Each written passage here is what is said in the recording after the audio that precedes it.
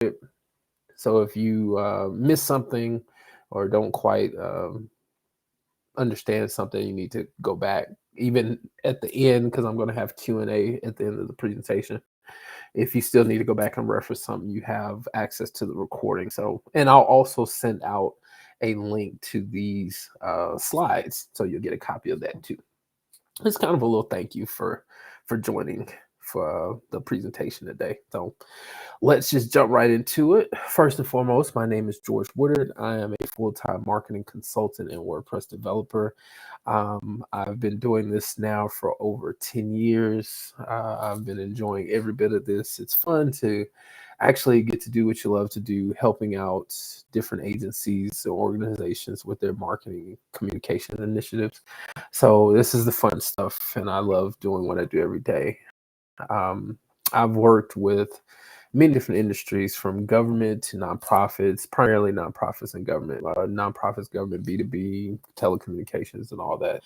I'm usually what they consider the go-to web guy, which I do have a podcast, plug, called Your Favorite Web Guy, which is on all major platforms. But I'm usually the web guy people go to for all of the marketing and technology needs and questions and confusion. And I'm usually the one that steps in to help out. So that's a little bit about me, just and more about why you're actually here. So today, with learning SEO, you want to learn what the true value of SEO is. Many people, including yourself, may have heard what SEO stands for, which is abbreviation of search engine optimization. But a lot of people actually struggle to understand what SEO is, what it does, how you do it, etc. So what I'm going to do today is actually introduce you to SEO as a concept, provide a helpful, I can't talk today, helpful explanation of what it is and the true value of SEO to your organization. What I'm going to go over is some foundational truths of good SEO and some tips to actually help you get started, and what it can do to help improve your chances for SEO, and how it can help you to grow. The ways you're going to learn that is understanding how vital SEO is to your website, because without it, you're not going to get found, just plainly put. Second, why it builds trust and credibility with your audience. There's a thing called know, like, trust that helps people who find your brand and discover the services or products, events, or whatever that you provide to your audience. With SEO, it helps build that trust and credibility with them, to know that you're legitimate, to know that you are involved, to know that you are just wanting to help, and having a proper foundation of SEO can help build that. Help build brand awareness. If nobody knows who you are, they don't know who you are. They don't know what you provide. So SEO helps out with that, and just how to create a long-term strategy for positive SEO results. SEO isn't a one-time thing. That's a common misconception, is that you do the SEO thing and then that's it. SEO is an ongoing thing. If you're aware, Google has a lot of algorithmic changes, is what that's called, which is basically their SEO system updates, their search engine updates, just the natural progression of software. I'm sure aware now is where everyone is when it comes to SEO. I mean, not SEO, but AI has now been included in the mix, which it actually has been out a lot longer than a lot of people know. But that's another story for another day. But with those changes in technology, SEO still impacted impacted. And if you're not doing the proper updating or optimization going long term, then that can have a very huge, big, as many adjectives you can add to that, negative impact to how your SEO works on your campaigns, whether it's your website, email marketing, and all the things. And towards the end, I'll give you a little bit of a checklist of things that you can do. The practical stuff. I like to be very practical. I hate just theory. I like to combine theory with practicality to try to make it stick. So I'm going to give you a little checklist of things to do and what to look for with helping out with improving your SEO. So let's jump right into it. The first thing is the importance of SEO driving website traffic. I mean, plainly put, if you're not getting traffic to your website, that is a bad thing, really, that's happening to you. SEO in this regard is very crucial in bringing visitors to your website, to your brand, to your organization, to your purpose, to your mission.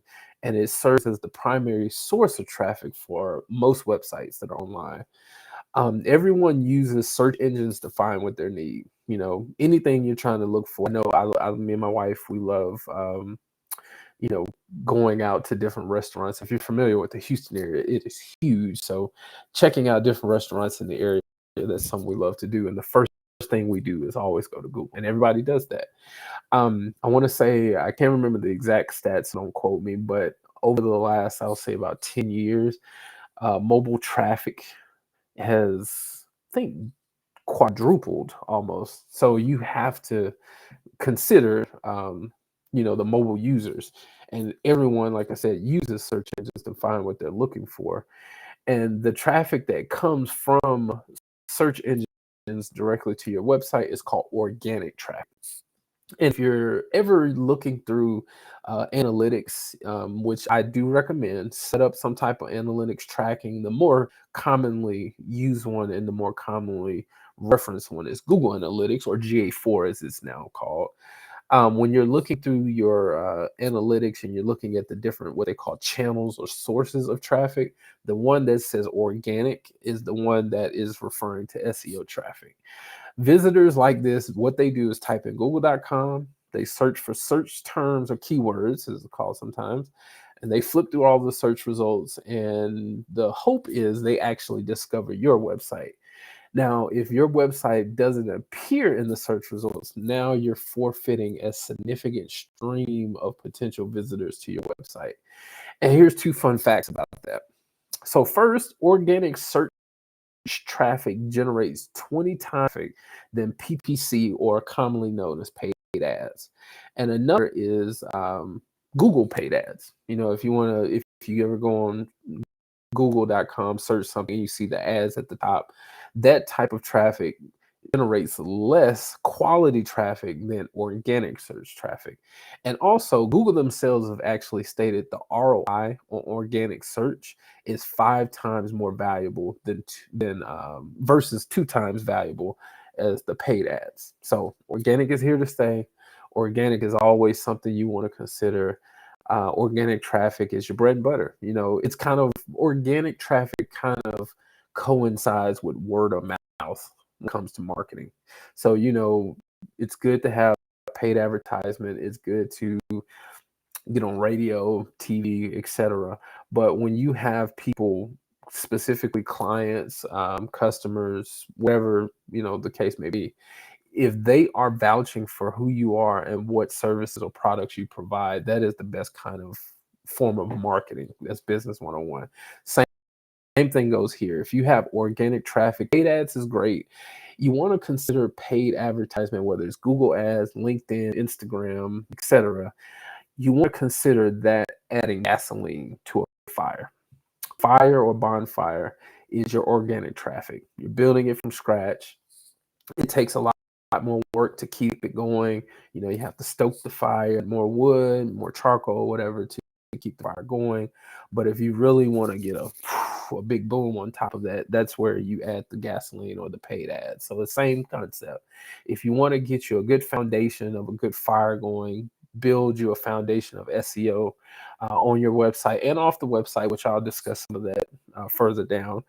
And you know, making sure you're taking care of that, because it's more in your hands than it is, you know, depending on something off-site. And making sure your foundation is correct, make sure you have the proper tags set up, things are all in place for your organic traffic to come in to find you. And then once you have hit a stride, if you are looking to add more fast track to it or add gasoline to the fire, the ads can come into play there. So that's where you look at the importance there. And this is the stats I was talking about. So 20 times more valuable the organic search value versus paid ads, and the 5 times more ROI value than 2 times for paid. It's pay per click is what PPC stand for, or paid ad. And moving on, the next point is trust and credibility. A good sign of trust and an added boost of credibility for your brand is when someone discovers your websites and search results. It's great if you have business cards and you're handing it out. It's great if you are able to get them on an email list of yours. But a lot of people, when they do search for services, consider the website as a point of trust, because in today's age everything is digital information. So having a website shows that you're credible, it shows you're trustworthy, it shows that you're serious about what you're trying to do. And the worst thing you can do is leave yourself susceptible to not being found online. You can have a website live, but it's also possible to not be able to find your website live. Not being found can have a significant impact on how people view your organization. And of course, with high search rankings, you enhance your authority and it helps set you apart from the crowd or competitors if you have some in your particular space. And if you want to know if your website can be found, there's a thing called search operators. And if you go into Google and you type the word site, SITE, with a colon, followed by your website's URL, you can hit enter, and then you'll see a listing of your website's pages. So I'm going to show you an example of what that looks like. So if you go to Google and you see here, this is my website, L Square, ELSQRD.com, L Square Media Group is the name of my company. But if you go here, you type in site, you type in colon, and you see after it's my domain, and you hit enter Google search, whichever. The next page that comes up is something that looks like this. This is just a screenshot, so it's not the full listing. But what you'll see all the pages of your indexed, is what that's referred to, your indexed pages that Google has found, or you submitted to Google to be able to be found. One specific way to do this, both in Google and Bing, because those are the two major search engines, is to actually subscribe to their webmaster tools. In Google, and I'll talk about this later too. In Google, it's called Google Search Console. And what you're doing is you submit your website to tell Google, hey, here's a website, it's credible, check it out, scan it, review it, index it, so it can be found in search results, so you can see this page when you do this type of search. And then what this also does, it helps you stay abreast about the search engine updates that are going on in either search engine. And also you're able to stay abreast of any changes like industry wide when it comes to how videos are displayed, how certain snippets and tags are displayed, how certain things are read on websites, all kinds of stuff. When you connect to their systems, then it will tell you. Um, Audrey says, what is Microsoft equivalent of Google? It's the same thing. It's called Bing Search Console. I'll send you out that information, the direct link to where you can go to sign up. I'll send that out in the email too, to make sure you have access to it. But yes, when you are able to be found like this in Google, this tells yourself, when you see it using this type of tool, to say that, hey, this is a legitimate website. So now you're on a track to be found by people in your industry, in your audience. And then the more you start posting content and the more you start doing your marketing, then the keywords that you have set yourself up for will start attaching to your website and then start boosting your ranking and things. So but the worst thing you can do, if you don't see anything or any type of results looking at your website, you have a huge problem. And when you do this search, the order of the pages are only listed by the traffic for each page. So it's not indexed in a certain specific order. It's just based on the traffic of the pages that you have. So that's how that works. All right, next point, brand awareness. So just as SEO helps build your trust and credibility, it also helps build your brand awareness. And this is two separate concepts, but they work the same. So you likely have an audience, and but for those that don't, when they find you, they don't know who you are, how you can help them. So when you're browsing through search results, they're hoping to find someone like you that actually can solve the need that they have. And that's part of brand awareness. And the same thing goes when it comes to social media. If your social media pages, your profiles pages, whatever, are not optimized for the specific platform you're on, there's no way that they can find you. or if they do find you, there may be some credibility lost there because it's not, updated or optimized as best as it should be. And the same point for driving traffic and how SEO helps your ranking. When you have quality SEO instituted in your marketing campaign, it helps the rankings because more and more traffic are coming to your website or certain pages. Then what that does, it starts pushing you up the rank listing. You go from unknown to maybe like slot 30, and then you get on the first page, the coveted first page of Google. And that's something you want to do, but it helps boost your ranking. So when you boost your ranking, then you're creating more awareness of your brand. More people know who you are, and more people know exactly what you provide, and more people are able to reach out to you and connect with you to see how you can help solve their own problems or needs. The more traffic you start receiving, the more awareness you bring to your brand. And I mean, that's not just the message of your brand or the solutions you provide. They have more awareness of your cause, what initiatives you have going on, what events that you have going on, your newsletter, if you have one, which it would be good to have one because you can build your email list, and just so on and so forth. If you're, accepting donations and donors, even brand awareness for other partners. So if there are people within your industry that will be willing to partner with organizations like yours, um, increasing that brand awareness using SEO is another positive point because then more partners are able to find you. They can connect with you. You guys can network, and then things grow from there. So always keep that in mind that SEO doesn't just build the trust and credibility, but it also helps build the awareness of your brand, of who it is, where you are, what you provide, and what you do, and how you can serve your particular audience. The next point is just how to implement good SEO. So SEO implementation is really more of a 12-step checklist, I guess you'll say. You want to think of like certain things that you have to do, and I'm going to show you some, but certain things you need to do to keep in mind whenever you're doing SEO. So the how to here, first and foremost, is checking your index status. And that's what I provided you on the other screen. So using the site operator that tells, if you go to Google, that tells you that Google has indexed your website. And correction here, Audrey, it's actually called Bing Webmaster Tools. But that's Bing's version of what Google provides.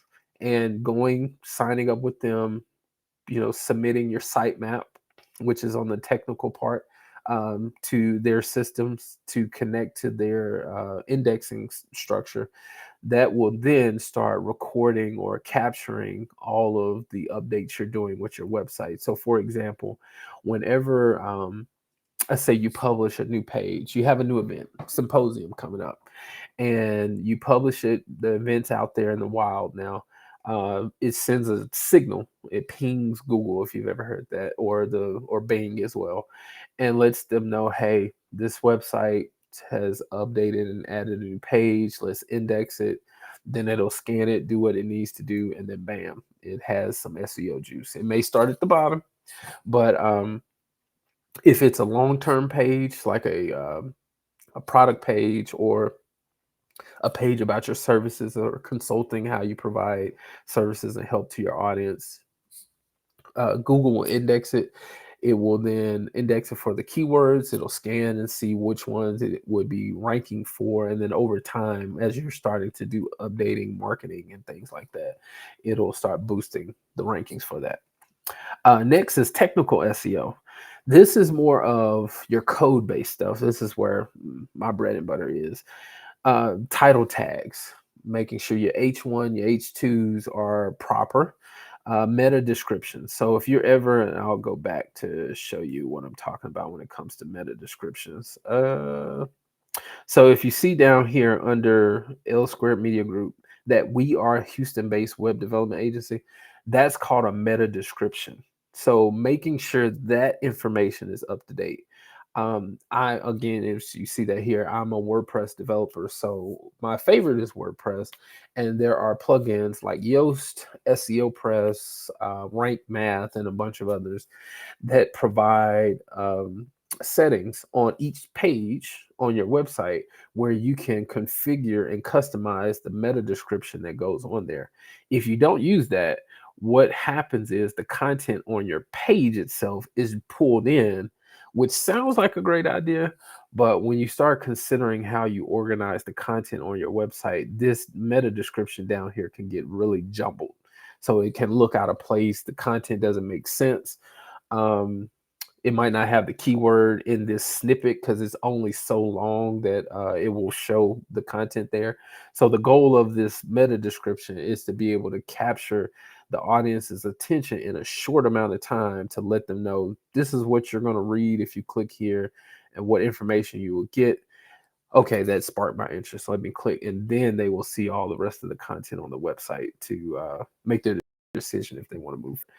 Alt text. This is the text that's actually describing each of your images. I didn't put this in this presentation, but this also boosts accessibility. That's a big hot topic as of late.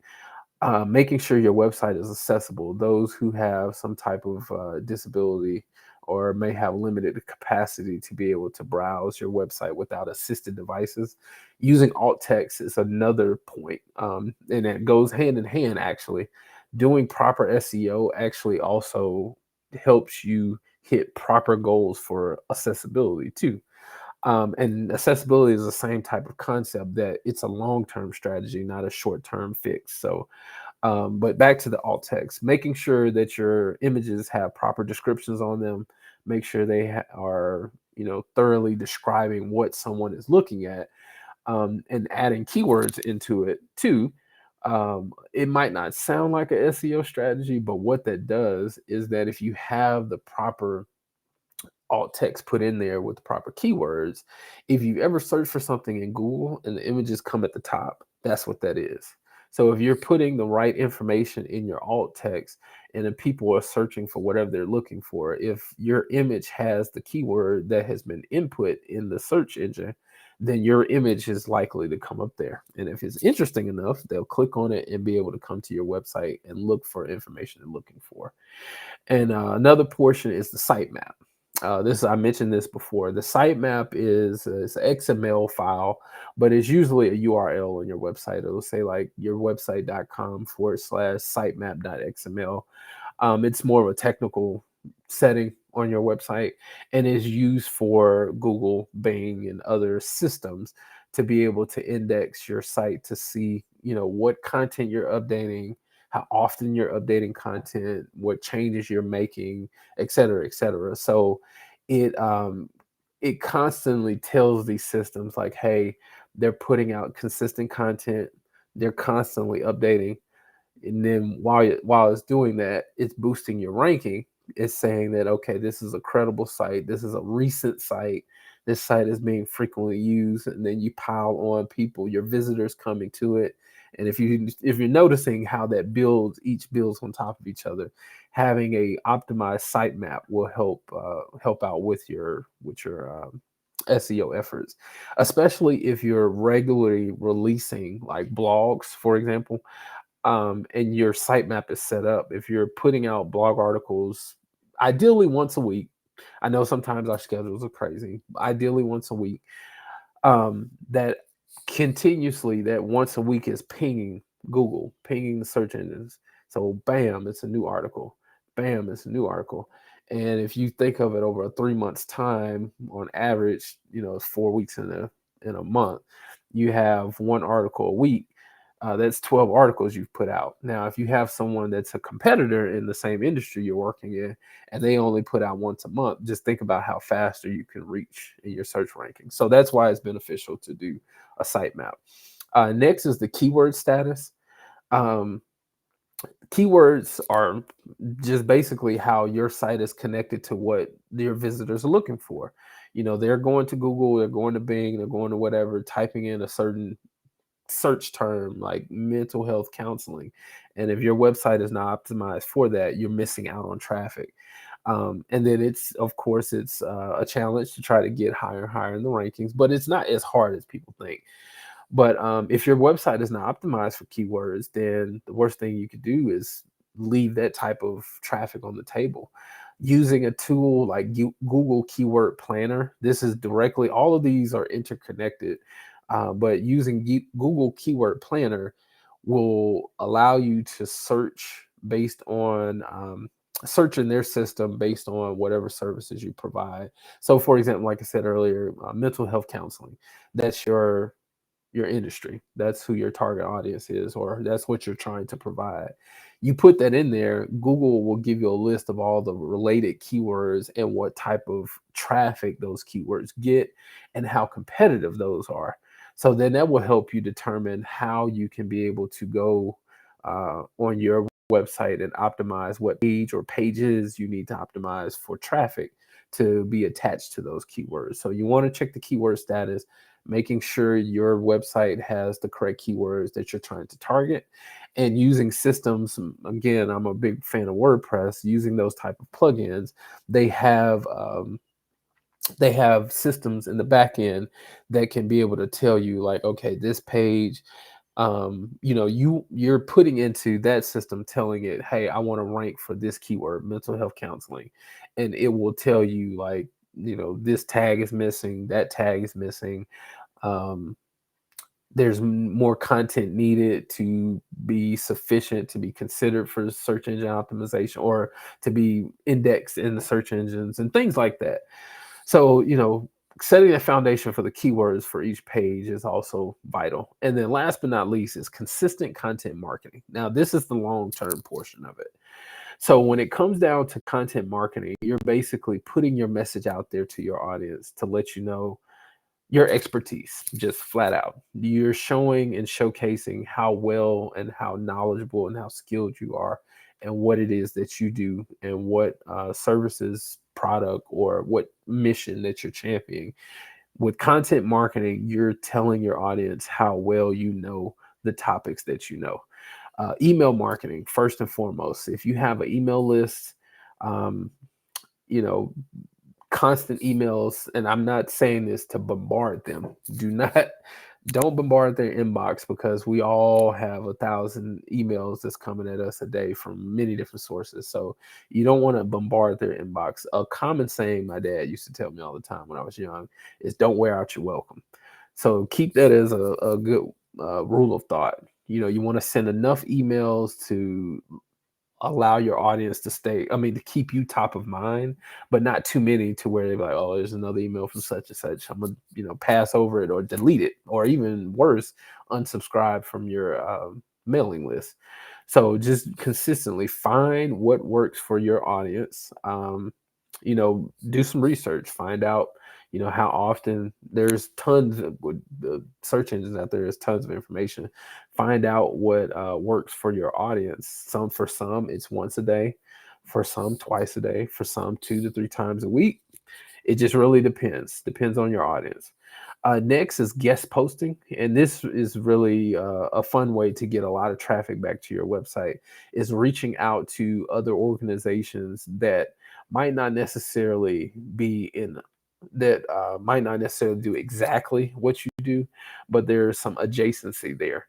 So, just saying, from my perspective, since I do marketing consulting and WordPress development, and in my industry, um, for example, this webinar. This, I know this is not an actual blog post, but this particular webinar is considered content marketing. This is an idea. So if there are adjacent organizations in your industry that you can jump on to do a webinar for their audience, podcasting. If there's a podcast show that you can join to hop on, give them, insight into a particular topic. That's another part. Blog writing, which is where guest posting comes from. If there's one that you can reach out to that's closely related to your industry, and you have, an article you want to write to help provide some value, that's another way. I mean, there's tons of ways that you can do guest posting, but that's usually the best. And then it ties into backlinks. You're putting out this content, this value to your audience in other mediums amongst other organizations or groups, and they're able to tie you back to your website to let people know, like, you know, I gave you this particular piece of value, but if you want to learn more, here, go here, www.whatever.com, and then they could check out more of your content. Doing those backlinks also, from an SEO standpoint, boosts your authority in the search rankings. There's a thing called domain authority, and backlinks is what helps increase that. So if you have more and more backlinks from guest posting, podcasting, or whatever, you're generating those backlinks to add more fuel to the fire, saying that this is a credible source of information for this particular industry. And it's letting people know, hey, let's go check them out, see what they have and what they're providing. And then last but not least is social media. Leveraging social media is a free way of doing it. And finding, it's always great to find where your audience resides on social media. Not everybody goes everywhere that's in your audience. So, for example, for myself, I can use Facebook, but primarily smaller businesses are on Facebook. A lot of nonprofits are as well, but more and more of my audience actually reside on LinkedIn. And that could be different for you. So, knowing where your audience is, what type of content they're consuming, and also making sure you're using relevant hashtags to target the particular content that, to target the audience so they can find the content that you're posting. Putting that information out there is very helpful for driving the authority, the trust, the credibility, um, building your brand awareness, and that drives more traffic back to your website, which is your personal silo of all of the information that you have, that you put out to your audience. And that's really it. But that's all I have. So this next portion, for like the next, we'll say 10, 15, 20 minutes, we have time for any questions. Arthur, oh, she jumped us off. Is there a tool like Google Keyword Planner for hashtags? Great question. There are tools out there. I haven't landed on one specifically, but if you search for hashtag analytics or hashtag analytics generator or something to that effect, that can help you find some. I honestly have not found one specific one that I like. I find them and search through the search results and just kind of try them out to see which ones work. I will tell you a point though. If you are on LinkedIn and that's your audience, that's the place where your audience is, LinkedIn actually does have a little bit of an analytics piece into it.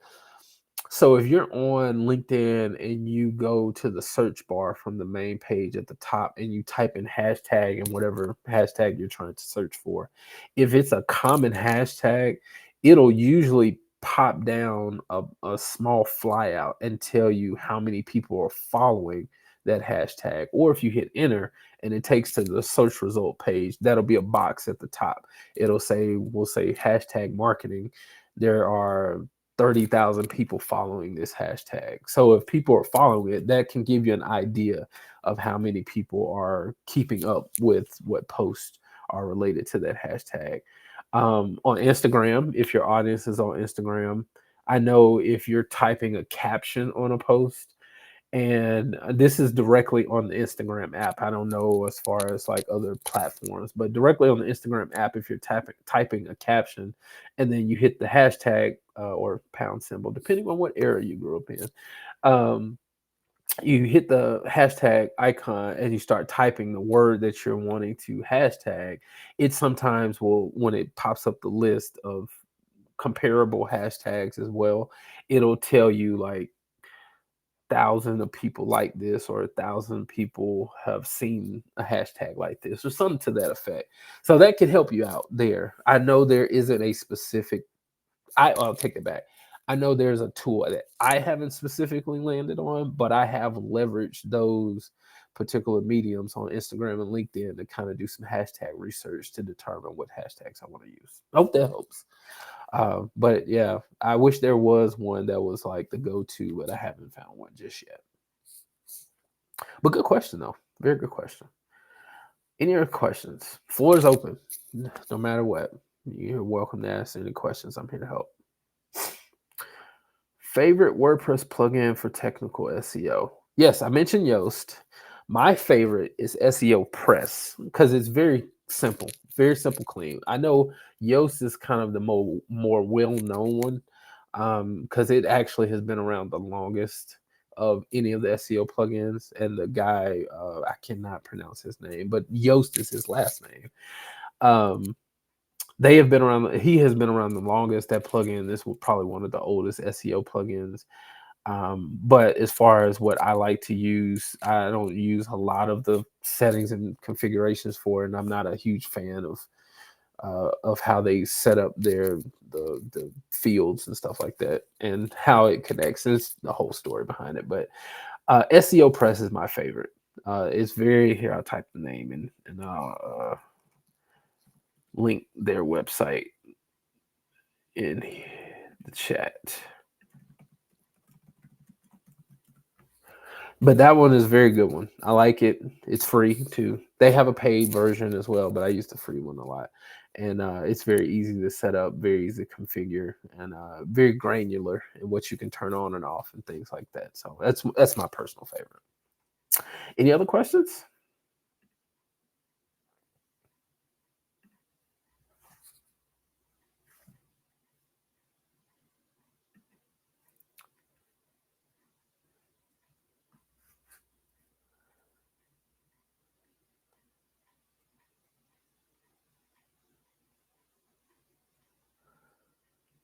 All right, I think that is it. Last call. Thank you, Audrey. It's always great to see you because you always come with great questions. All righty. Well, I appreciate you guys for attending. Thank you for coming, taking time out your busy day to stop by. Again, keep an eye out on your email. I'll send some of these links to some of the tools that I mentioned. I'll also send a copy of these slides, and you'll also get a link to view a copy of the presentation as well. So thank you all for coming. I appreciate it. I hope you guys have a great rest of your day. If you're in a cold climate, I hope you stay warm. I hope you stay dry because I know here in Texas it's raining now. And I hope you have a great rest of your week. Take care.